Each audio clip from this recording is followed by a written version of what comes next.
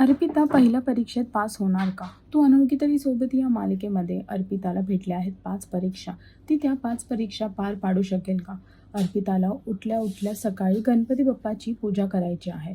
ही तिची पहिली परीक्षा आहे, कारण की तिला आजीने ही परीक्षा पार पडायला सांगितले आहे. आणि जर या 5 परीक्षेमध्ये अर्पिता पास नाही झाली तर आजी तिला ह्या घराची सून असं मान्यता नाही देणार. पण पहिल्याच परीक्षेमध्ये रेणुका आणि नीलांबरीने विघ्न टाकलं आहे, कारण की त्यांनी देवारातल्या गणपती बाप्पांच्या सर्व मूर्त्या लपवल्या आहेत. आणि आता अर्पिताला मूर्तीची पूजा करण्यासाठी एकही मूर्ती नाही आहे. पण अर्पिताला हे समजून आलं आहे की हे मुद्दामून कुणीतरी केलं आहे. पण आता बघायचं हे आहे की अर्पिता नीलांबरी आणि रेणुकाचा खरा चेहरा सर्वांसमोर आणू शकेल का?